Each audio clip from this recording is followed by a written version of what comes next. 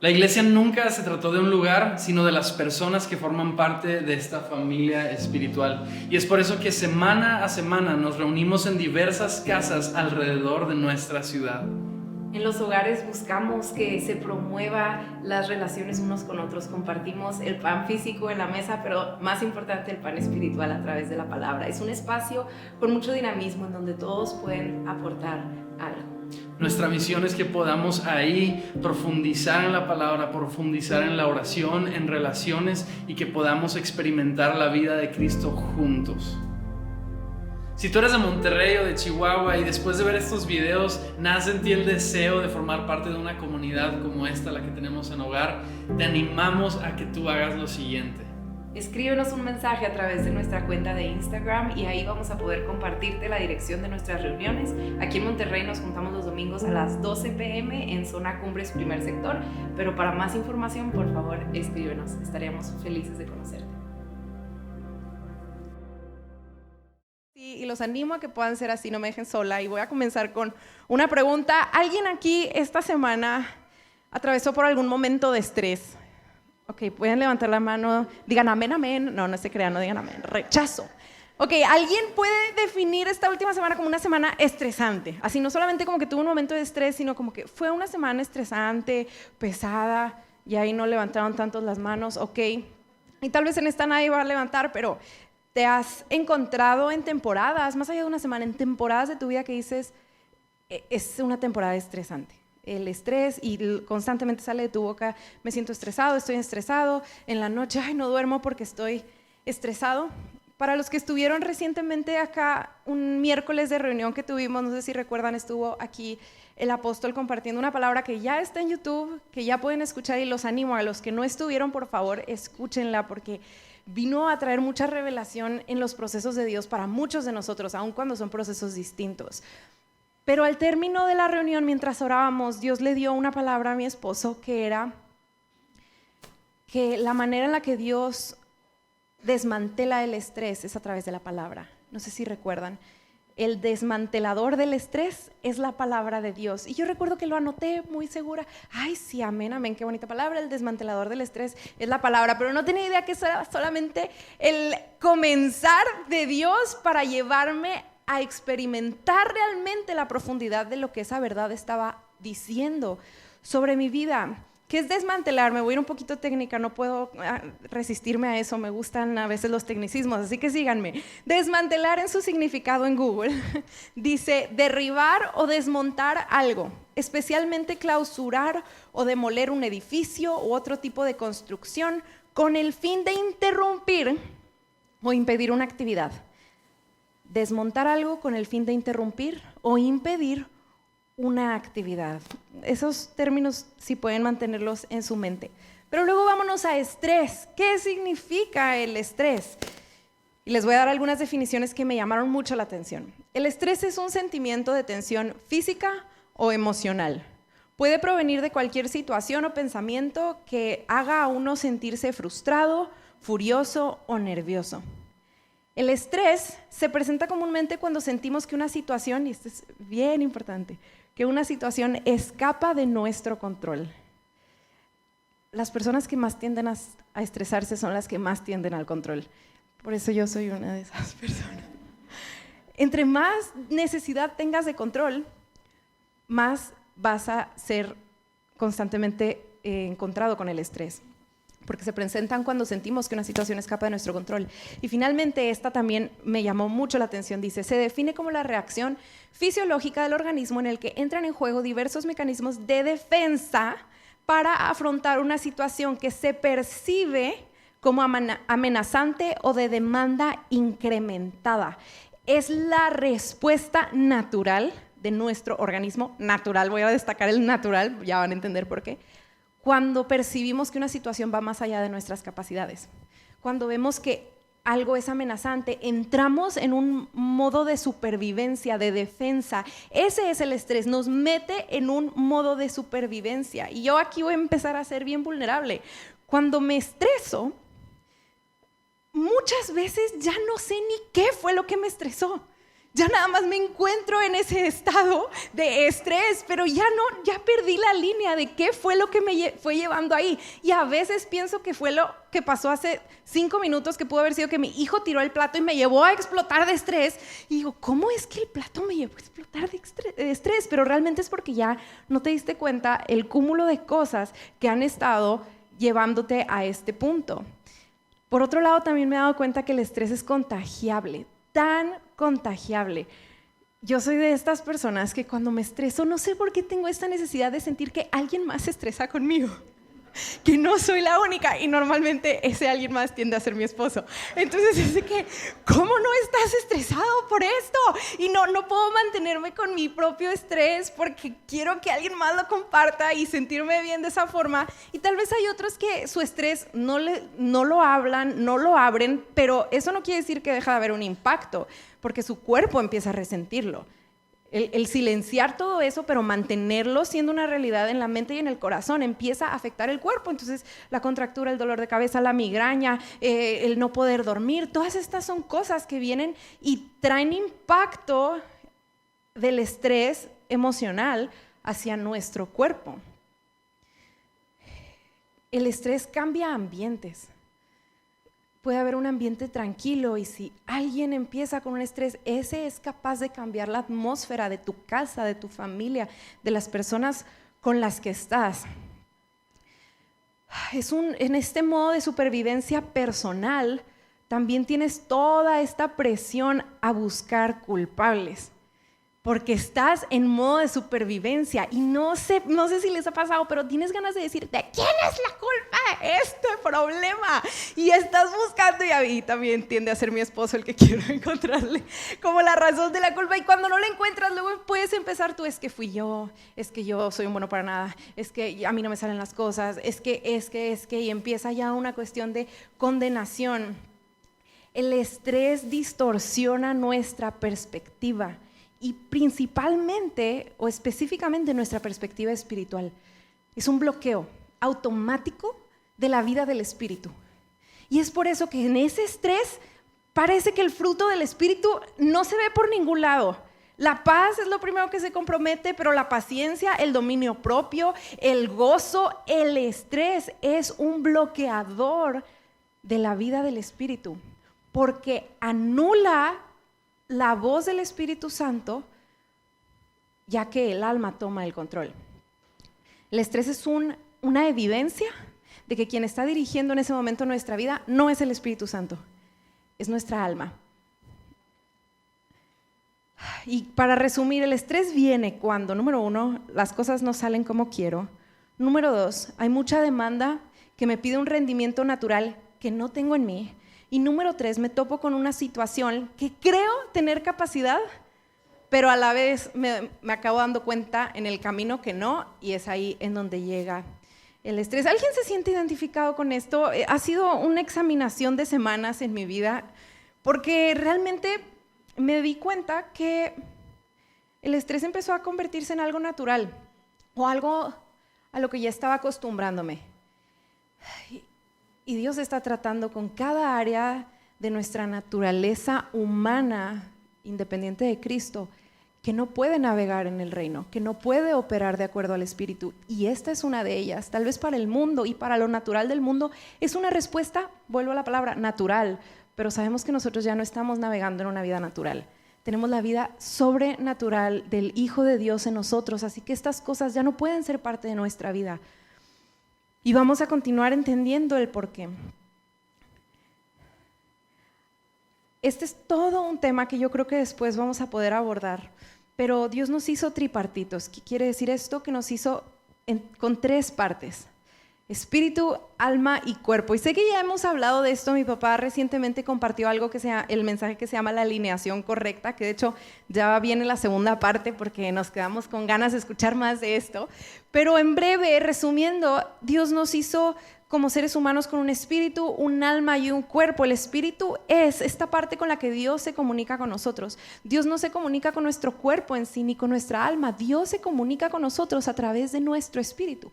El alma es el asiento de nuestro yo, de nuestra personalidad, en donde está nuestra mente, nuestra voluntad, nuestras emociones, nuestras decisiones están en el alma.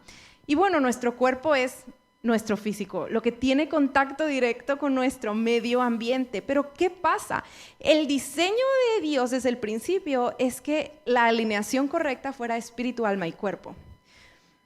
Y cuando Dios en el Edén, en Génesis, le dice al hombre que no debía comer del árbol del conocimiento y del bien y del mal porque moriría, no sé si en algún momento tú leíste eso, sabiendo la historia, ellos comen del árbol del conocimiento y no mueren. ¿Alguna vez te preguntaste eso de que por qué Dios dijo que iban a morir y no murieron? O sea, ¿realmente fueron sacados del jardín pero no murieron? Porque tal vez no vimos la muerte corporal, pero hubo una muerte espiritual. ¿Qué es la muerte de acuerdo a su significado? Es la pérdida de contacto con el medio ambiente. Si hay un cuerpo físico muerto, ya no importa que tú lo toques, ya no tiene conexión, ya no está conectado con el medio ambiente. Entonces, cuando el hombre peca y desobedece a Dios, no es que en ese momento murió físicamente, pero su espíritu murió a la conexión con el Espíritu de Dios. Perdió la capacidad y esta área de su ser que se relacionaba con Dios en el momento en el que dijo Dios, yo voy a ser independiente de ti para conocer lo que es el bien y del mal, no te necesito a ti, yo puedo solo. El espíritu del hombre murió porque el espíritu del hombre solo vive cuando está en conexión con Cristo. Entonces muere el espíritu del hombre. ¿Y qué pasa? En ese momento vemos cómo ellos se dan cuenta de su desnudez y empiezan a ver maneras en las que pueden cubrirse. Adán y Eva van por hojas, se cubren, se esconden. Dios está paseando por el jardín, dice, ¿dónde estás? ¿Dónde estás? ¿Por qué te escondes? Y es ahí en donde después de que ya los encuentra, obviamente ya sabía dónde estaban, ¿qué es de las primeras acciones que hacen? Empiezan a echar culpas. No, es que fue la mujer que me diste. No, es que fue la serpiente. No, es que imagínate el nivel de estrés que tenían en el hecho de que algo había muerto en ellos, algo salió de lo que ellos pensaban que iba a suceder al comer de ese árbol del bien y del mal. Sabían que algo estaba mal y el estrés los llenó y se evidencia en que empiezan a echarse culpas, a esconderse, a intentar resolver la situación en sus fuerzas. Y a partir de ese momento, ante el espíritu del hombre muerto, el alma toma el primer lugar. El ser humano, sin la nueva vida que Cristo da, es dirigido por el alma, es lo natural, por eso el estrés es natural. ¿Sí me están siguiendo? Lo natural para la vida, apartada del espíritu vivificante, nuestro espíritu, es ser dirigido por el alma. En ese momento el alma tomó el control y ahora el ser humano vivía de acuerdo a lo que el alma dictaba y eso impactaba en el cuerpo. Y la cruz es nuestra salvación de eso, pero el punto es que a veces no nos damos cuenta y seguimos operando como por años y años hemos operado, como si el espíritu no estuviera ahora en el primer lugar. Dios me dio un ejemplo muy claro porque de esa manera es que hace que se me queden las enseñanzas y estas verdades profundas con las que está tratando conmigo. Pero imagínate un auto. El carro, el auto representa el cuerpo. De acuerdo al orden de Dios, el alma es un copiloto. Y el espíritu del hombre es el piloto, que es el único capaz de escuchar la voz del Espíritu Santo como si el Espíritu Santo fuera el GPS y es el único que tiene la capacidad de manejar ese auto. Pero, ¿qué pasa? De repente vienen momentos, se va haciendo, parece que es la luz, pero es afuera, ¿verdad? Ok. De repente en el trayecto de la vida vienen caminos llenos de piedras o climas de tormenta y tempestad. Y el alma, el copiloto empieza, aguas, tal vez no es por ahí. y que sí chocamos, y que sí la llanta, y empieza la mente con un chorro de pensamientos negativos, de preocupación, que al principio dices, no pasa nada. No sé si alguna vez alguien ha tenido ese tipo de copilotos que más que ayudarte te estresan, sí, de que cuidado, y están viendo así cosas que ni siquiera están pasando, ¿verdad? Acá veo algunos matrimonios que empiezan de que, ay, sí soy yo, ¿verdad? Bueno, el alma empieza así, sutil, como, ay, ten cuidado, y yo creo que por allá, y no sé qué, y empieza a ponerte las direccionales, pero el punto aquí es que no solamente empieza a opinar, sino que el alma no sabe manejar. Nunca tomó los cursos de manejo, pero cree que puede.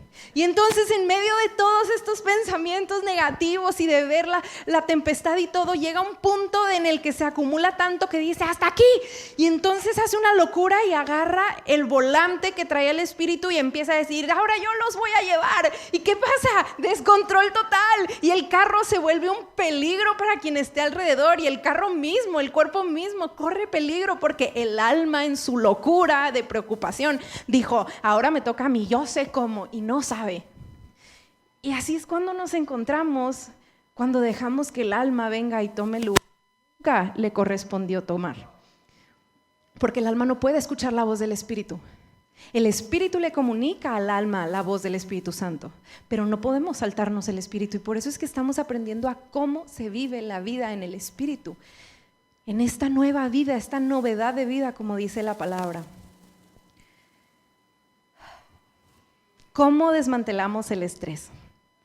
¿Cómo le quito el volante de mi vida a mi alma que me trae así? Que atenta, realmente atenta contra mí y contra las personas a mi alrededor porque es voluble. Y vamos a verlo a través de la siguiente historia. Hay dos historias con las que Dios me ejemplificó de una manera muy especial esto, pero no sé cómo vamos de tiempo, así que tal vez hoy logremos una y en una próxima la siguiente. Pero esta primera está en Marcos capítulo 4, si me quieren acompañar. Marcos capítulo 4, versículo 35, mientras voy a tomar agüita.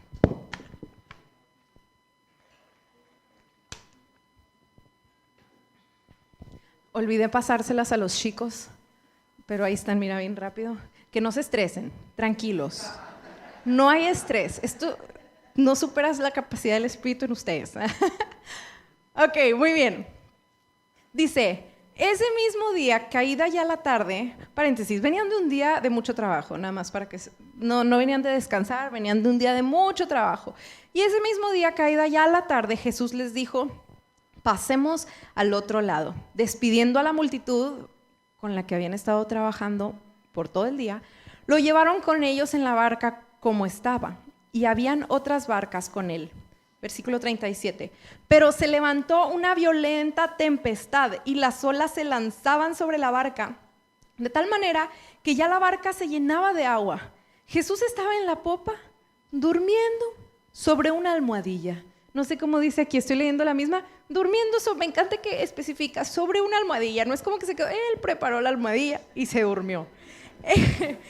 Entonces lo despertaron y le dijeron, maestro, ¿no te importa que perezcamos? Jesús se levantó, reprendió el viento y dijo al mar, cálmate. Algo que mi esposo me dice muchas veces, cálmate. Sosiégate, mujer. No es cierto. Cálmate, sosiégate. Y el viento cesó y sobrevino una gran calma, no solamente calma normal, sino fue una gran calma. Entonces les dijo, ¿por qué están atemorizados? ¿Por qué están estresados? ¿Cómo no tienen fe? Y vámonos metiendo a esto. Primero que nada sabemos que Jesús es Dios y nada salía de su soberano conocimiento.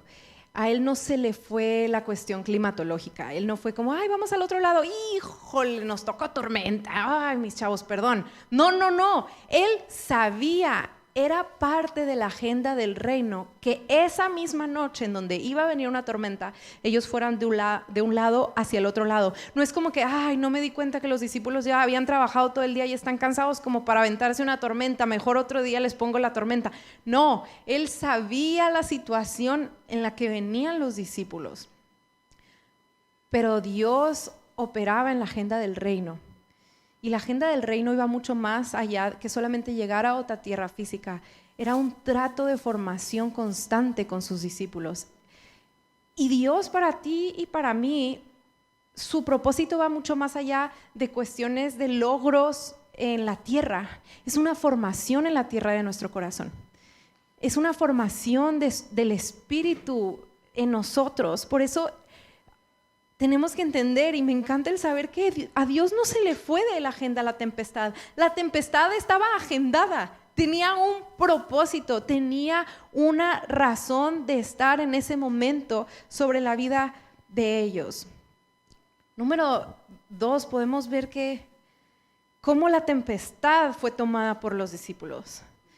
Empezaron a ver la tormenta, y quiero que recordemos que la mayoría de los que estaban ahí eran pescadores.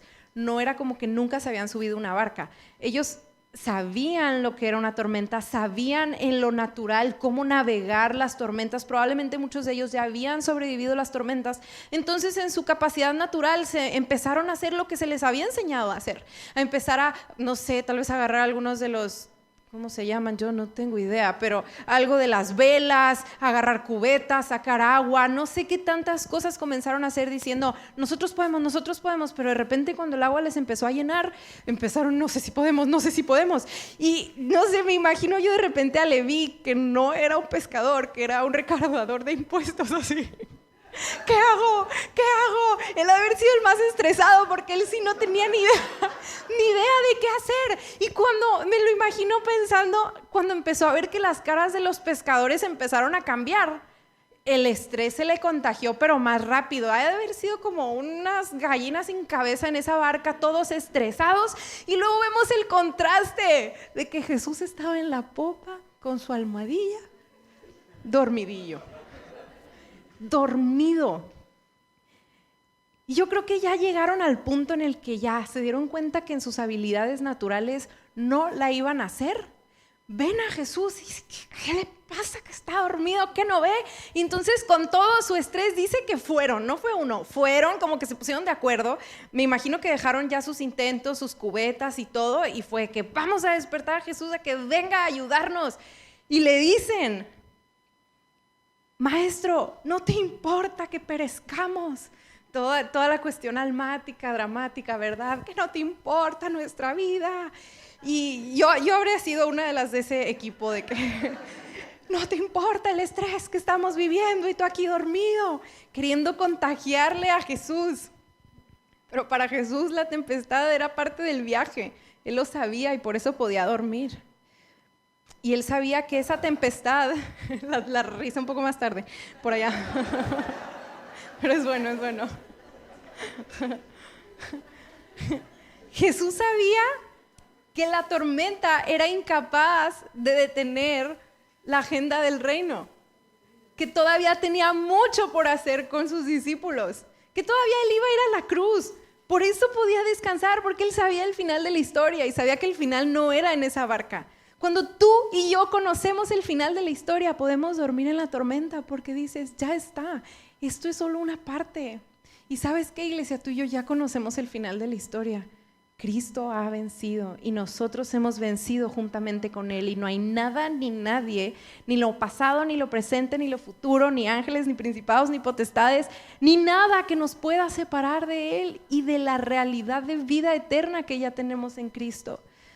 El estrés es una evidencia de que el Espíritu no está siendo el que dirige de acuerdo a la verdad de la palabra y las promesas de Cristo Jesús en nosotros.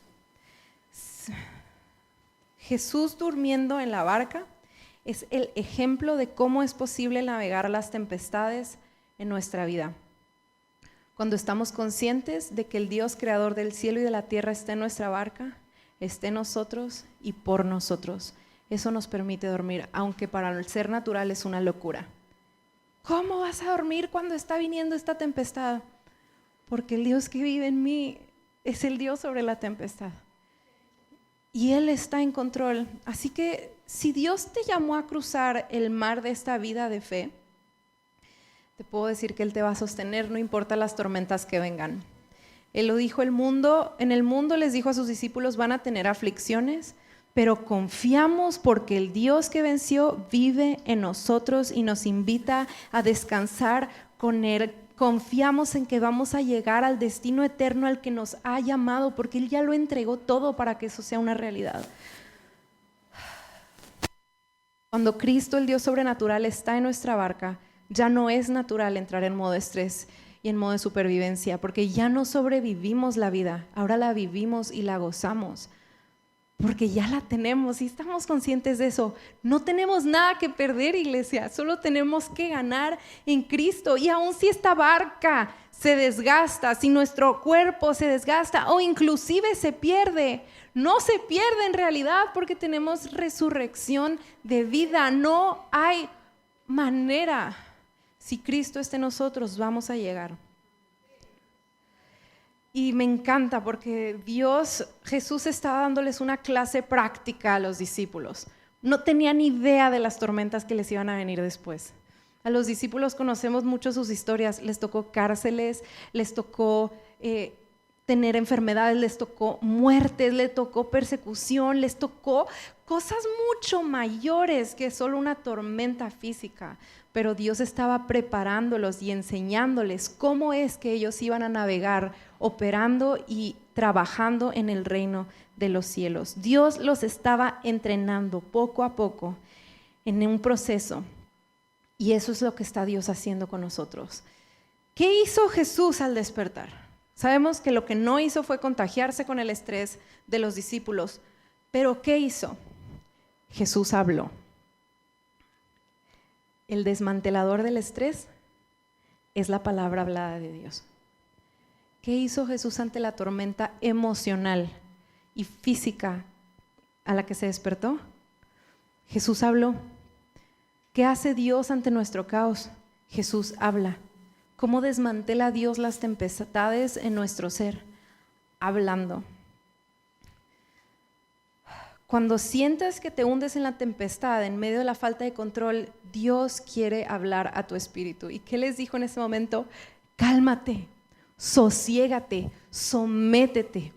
Pero hay un punto que a mí me dio una cuestión muy, muy práctica. Y vamos a ver en el ejemplo del carro.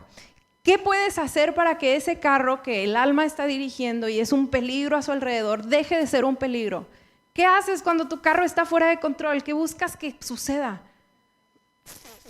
Frenar. Claro que yo he visto esos videos de cómo sí frenar y cómo no frenar. Ya me lo sé por si cualquier cosa. Pero el caso es que la única manera de evitar mayores peligros es frenando. Y la única manera en la que nuestro espíritu puede escuchar la voz del Espíritu Santo en medio del caos es frenando. En medio del estrés, iglesia, tenemos que aprender a frenar. ¿Cuándo fue que los discípulos pudieron ver la obra sobrenatural de la palabra de Cristo en la barca? Cuando dejaron de esforzarse en sus propias maneras y fueron a Jesús. Tal vez sí fueron llenos de estrés, pero fueron a Jesús, fueron a la respuesta. Si tú y yo aprendemos más rápidamente a dejar de tenerle fe a nuestras capacidades, a nuestra mentalidad, a nuestra manera de resolver las cosas que nos llena de estrés, y somos más prontos en frenar nuestra alma y decir hasta aquí, esto no se va a operar en mi forma, y presentamos nuestro espíritu al Espíritu Santo, Él con una palabra. Es que es impresionante, iglesia. Yo he tenido momentos en los que ya no puedo con el estrés y digo, voy a frenar, me voy a encerrar en mi cuarto 5 minutos porque sé que tengo que ir por mi hijo que está gritando ahí afuera y así. Y me encierro 2 minutos, no lo dejo solo, obviamente. Y digo, Espíritu Santo, por favor, háblame. Y Él es poderoso para hacer mucho más abundantemente de lo que le pido o puedo entender. Con solo una palabra, calma mi tormenta, me da perspectiva, abre mi visión y puedo decir, todo está bien. Y los problemas que parecían inmensos se hacen pequeños a la luz de quién Él es. Dios está en control, Dios está por mí, todo va a estar bien. No por mí, sino por el Dios que me habita y que me ha salvado. Necesitamos aprender a identificarlo y ser más rápidos en soltar nuestras cubetas, nuestros intentos, para empezar a ver a Dios obrar sobre nosotros.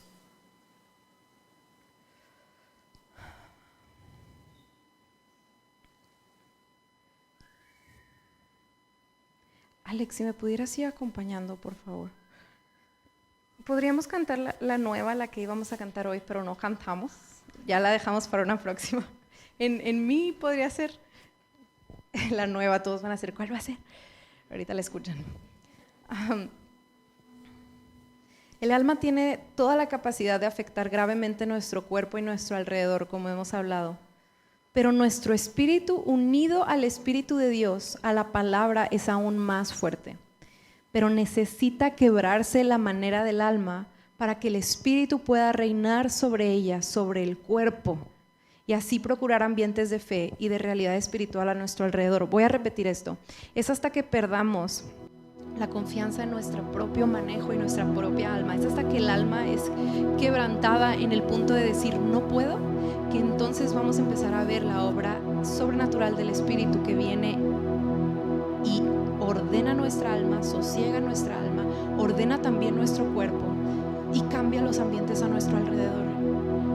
Somos agentes de paz, pero muchas veces no sabemos, no estamos experimentando esa paz. ¿Cómo vamos a poder hablar el mensaje de la paz, de la reconciliación, de la fe, si no dejamos que el Espíritu haga eso una realidad en nuestro ambiente interno? Empieza por dentro. Dios siempre empieza a trabajar de adentro hacia afuera y va a utilizar cosas externas, sí, para que podamos ser liberados de nuestra manera de operar, que no lleva a nada. El estrés no lleva a nada de vida. Realmente, ¿qué fue lo que hicieron los discípulos ese día? ¿Qué lograron? Nada. No lograron nada. ¿Quién fue el que logró que llegaran al destino? Cristo. Solo se estresaron. Pero cuando te estresas no logras nada. El estrés viene de la carne y la carne no produce vida. Pero la paz viene del Espíritu y es ahí en donde hay vida. Hoy en la mañana pensaba en cómo es común, no es la regla en sí, pero es común de mujeres que han intentado tener hijos que dicen están así haciendo todo lo posible por embarazarse y estresadas, y hasta el día en el que dicen ya, me rindo, en 2 días quedan embarazadas. Y lo pensaba y meditaba, es que sí, el estrés no es un ambiente de vida.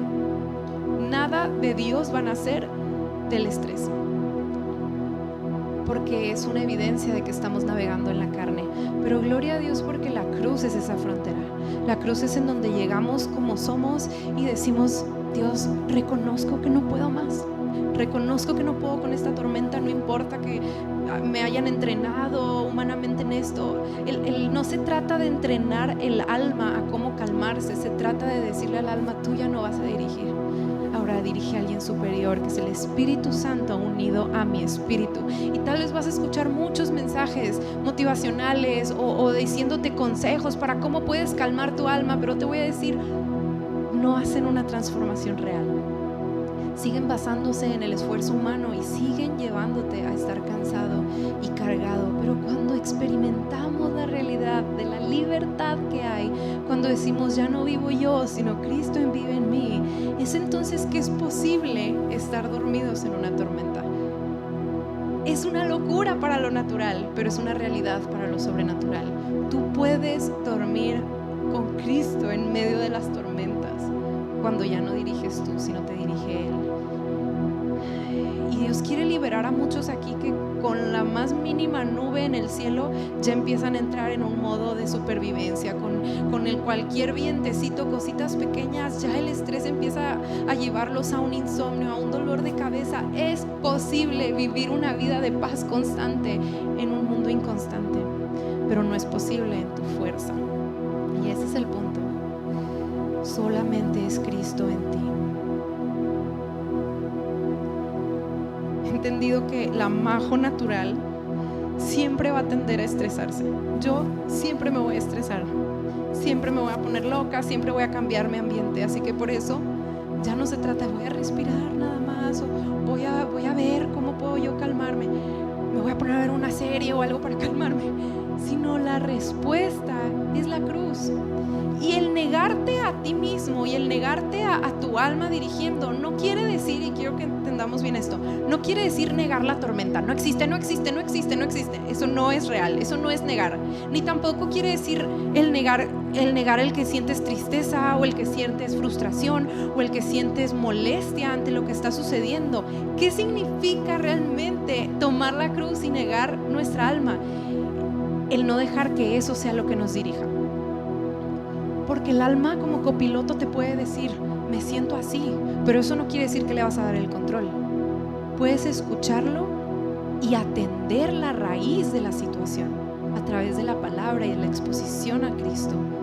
No se trata de ya no siento nada, no, sí vas a sentir, pero el punto es que ya tus emociones no dirigen. Ahora están sometidas al Espíritu, y cuando están sometidas al Espíritu, cooperan para bien. Te ayudan a darte cuenta de cosas que tal vez no te habías dado cuenta.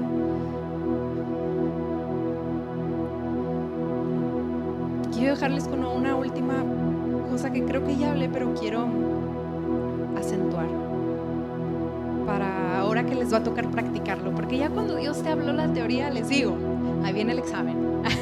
Así que tome notas, no es cierto, pero sí es cierto, tome notas en su mente o en su celular, donde sea. ¿Cómo desinflo el globo de estrés en el que me convierto? ¿Cómo impido que el estrés empiece a gobernar momentos, días o temporadas? A través del freno que me lleva a la oración y a la meditación en Cristo. Aunque sea poquito tiempo, quiero que lo empiecen a experimentar y darse cuenta. Digo, es real, es sobrenatural. A través de venir a Cristo, y leía recientemente que la oración es como la respiración del hombre espiritual.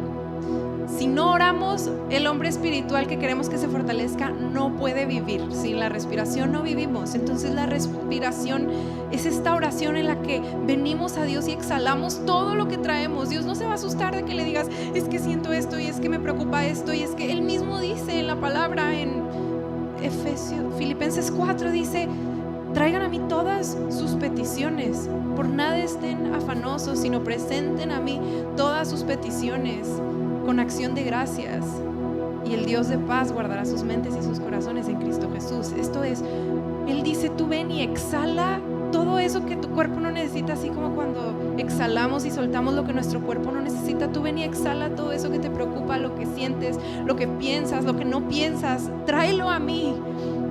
Y puedes respirar, y Él dice, y yo voy a llenarte de paz tu mente y tu corazón. Paz, gozo, amor, realidad, esperanza. Al venir a Él sueltas lo natural y recibes lo sobrenatural, que te da esa capacidad de poder continuar en el camino en el que te ha llamado, y te colma con más allá de tu capacidad, que esa era la segunda historia que se las voy a dejar para la siguiente. Pero vimos que uno de los significados es cuando te topas con algo que va más allá de tu capacidad. Y a mí como mamá me ha tocado muchas veces que llego cansada, y me imagino que los discípulos ahí no solamente estaban estresados por el momento, sino muy cansados de todo lo que venían haciendo. Llevaban todo el día atendiendo a una multitud. Probablemente los encontró la tormenta más cansados de lo que normalmente les hubiera encontrado. Y no sé si te ha tocado el llegar a un momento en el que viene una situación, pero dices, estoy tan cansada de todo lo que me ha tocado en el día y tengo que llegar a casa a resolver otra situación. Y es ahí en donde en oración venimos y decimos, Dios, esto es lo que me queda. Y Dios lo toma, lo quiebra y lo multiplica para que puedas alimentar las necesidades que hay a tu alrededor, no por ti, sino por el Cristo que te habita, que Él es el pan inagotable, no te va a faltar, porque su capacidad en ti es infinita. Su capacidad en ti es infinita, pero parte del proceso es llevarte a ese punto de decir, ya no puedo yo, tiene que ser Cristo. Y esa es la vida sobrenatural a la que Dios nos está invitando, a realmente experimentar la vida del Espíritu en nuestro día con día. ¿Me acompañan a orar un momento?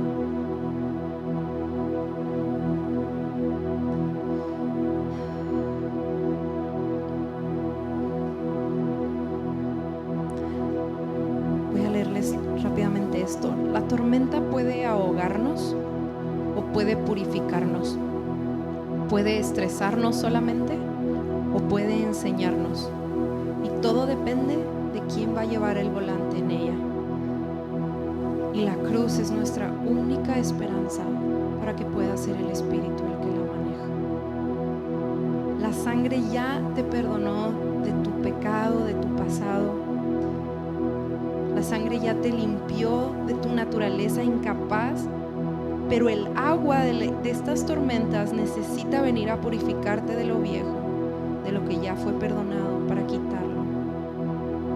Y Dios, hoy oro esto sobre nuestras vidas. Que estas tormentas por las que podemos estar algunos atravesando, unas pueden parecer más grandes que otras, pero yo oro, Dios, para que estas puedan ser usadas con el propósito de enseñarnos que ya no podemos seguir navegando en nuestro propio entendimiento y en nuestra propia capacidad. Dios, yo oro para que cada tormenta, cada cosa que salga de nuestra agenda, de nuestro control, que se tope con nosotros y nos encontremos con nuestra falta de capacidad de lograrla. Señor, yo oro para que vengan a no ser algo que nos ahogue en nosotros mismos, sino que nos lleve a decir: Dios, te necesito, y pueda ser una herramienta utilizada para enseñarnos a cómo es esta vida abundante a la que nos invitas a navegar contigo. Dios, que nos enseñen cómo es la manera del Espíritu en la que se navegan y se transitan las pruebas en esta vida, Dios, porque no tenemos el control. Lo único de lo que nos llamas a hacer con nuestra voluntad es venir a ti. Enséñanos, Señor, en vez de estresarnos por lo que está fuera de nuestro control, a ocuparnos de traer todo nuestro ser bajo el control de Cristo y su palabra. Oro para que esta, Señor, palabra venga y dé fruto en abundancia, que nos la recuerdes, Espíritu Santo, y que sigas haciendo la realidad, porque anhelamos saber navegar en tu reino. Y en el alma no podemos hacer las cosas que tú nos llamas a hacer. La cruz es una frontera, Señor, para nuestra alma, un fin para nuestra alma y un comienzo para la vida del Espíritu. Danos fe para creer que la vida del Espíritu es una realidad que podemos disfrutar, porque algunos aquí han perdido la fe de que esto de la vida del Espíritu es una realidad, pero hoy el Señor te dice: es real. Tan real como tu fe en el perdón de tus pecados es la realidad de la vida del Espíritu sobre tu vida. Dios mismo dijo: cosas mayores harán y verán, porque yo voy al Padre, y el Espíritu, mi Espíritu, habitará en ustedes, y me serán testigos, y experimentarán lo que yo viví, lo que me vieron hacer a mí, lo experimentarán ustedes, porque mi vida está en ustedes. Déjenla crecer. Como dice Santiago 1, Señor, cuando nos hallemos en diversas pruebas, permítenos verlas como una oportunidad para que tú crezcas, Señor.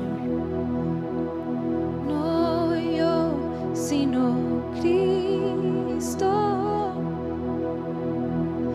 No yo, sino Cristo. Lo que fui, no soy más. Él en mí vivo está.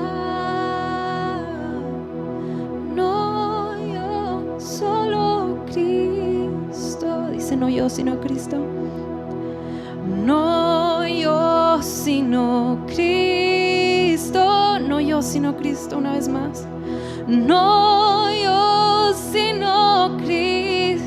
Lo que fui, no soy más. Lo que fui, no soy más. Él en mí vivo está. No yo, solo Cristo. Una vez más, vamos a hacer una oración. No yo, sino Cristo. No yo, sino Cristo. No yo, sino Cristo. Lo que fui, no soy más. Lo que fui, no soy más. Él en mí vivo está. No yo. Vamos a ponernos de pie y vamos a cantar esta realidad. No yo, sino Cristo. Y no yo, sino Cristo. No yo, sino Cristo. Lo que fui, no soy más. Él en mí vivo está. No yo, sino Cristo. No yo, sino Cristo. Así es, Jesús, que esto sea una realidad. En tu nombre oramos y cantamos. Amén y amén. ¿Por qué no damos un aplauso al Señor?